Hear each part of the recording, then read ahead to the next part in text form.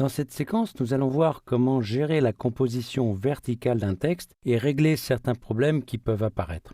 Effectivement, dans cette mise en page, on distingue plusieurs problèmes.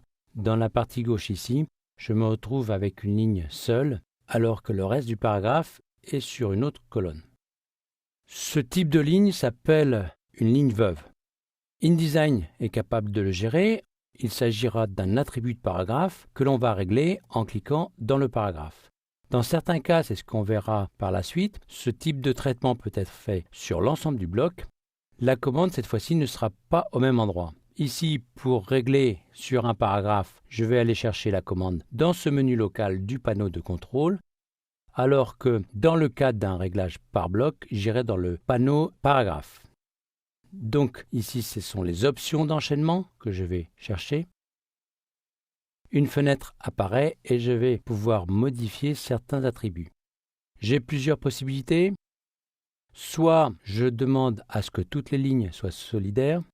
Et si je coche l'aperçu, vous allez voir que la ligne qui était en bas passe de l'autre côté. Soit ici, ça serait avec cette option toutes les lignes. Donc là, j'ai l'équivalent au niveau horizontal d'un texte sur lequel j'empêcherai les césures. Maintenant, je peux régler ici avec un nombre de lignes que je choisirai de manière à ce que le texte reste sur le bas de la colonne, que s'il y a le nombre de lignes suffisant, ce nombre de lignes étant indiqué ici. Je vais valider et on va regarder cet autre cas de figure. Ici, on a une ligne qu'on appelle une orpheline et on va voir donc comment faire pour faire passer ce texte soit partiellement, soit complètement de l'autre côté. Donc, encore une fois, ici je vais régler ça pour vous montrer par bloc. Donc je sélectionne le bloc. Je vais afficher le panneau paragraphe, il est ici.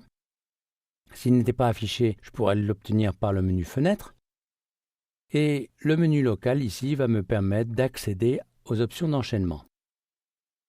Dans les options d'enchaînement, l'aperçu est actif. Je vais cocher cette option et vous voyez que je peux définir ici le nombre de lignes qui doivent apparaître de l'autre côté. Donc ici, j'ai 3 lignes. Je peux demander à ce que tout le paragraphe passe de l'autre côté avec cette option-là.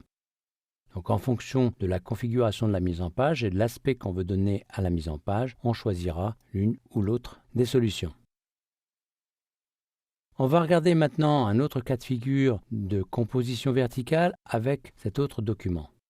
Ici, le problème est un petit peu différent puisqu'on a un titre qui est constitué d'une ligne seule qui devrait se situer de l'autre côté. Une solution simple mais très peu efficace consisterait à mettre un retour paragraphe devant. Je le déconseille fortement puisque après, ce retour paragraphe restera si vous changez la configuration du bloc. Pour corriger ce problème, on a 2 solutions. La première va consister à placer le curseur dans ce paragraphe. On va lancer, comme tout à l'heure, les options d'enchaînement.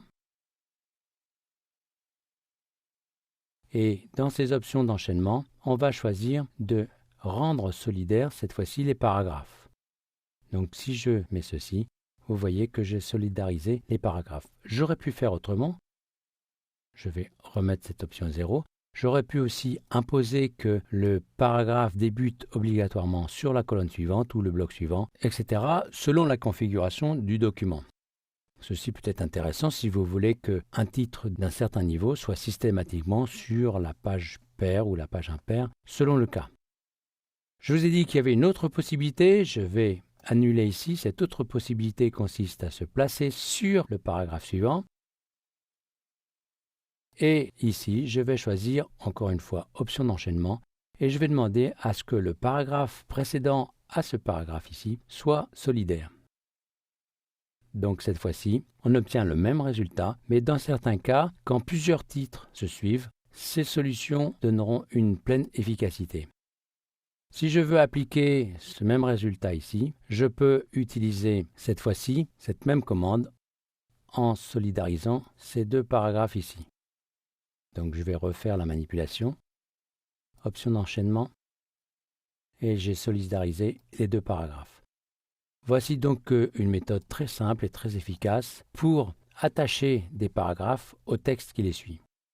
On va parler ici, avec ce document, d'un autre problème, c'est l'étalement vertical de ce texte. Je peux le gérer de plusieurs façons. Une façon que l'on verra dans une prochaine séquence consisterait à demander que InDesign équilibre les lignes, mais ici, ce n'est pas forcément intéressant puisqu'il fait passer des lignes de l'autre côté. Autre possibilité, c'est de demander à justifier le texte verticalement. Ceci donne un résultat plus intéressant, mais cela dépend un petit peu de la configuration des paragraphes. Je peux affiner ceci en affichant les options de bloc de texte. Et ici, dans la rubrique « Justifier », je peux demander à ce que l'espace soit plutôt mis entre les paragraphes. Donc je vais valider. Et cette fois-ci, vous voyez que les espaces sont mis entre les paragraphes. J'ai donc des textes qui s'alignent en bas. Ils ne sont pas forcément alignés en haut.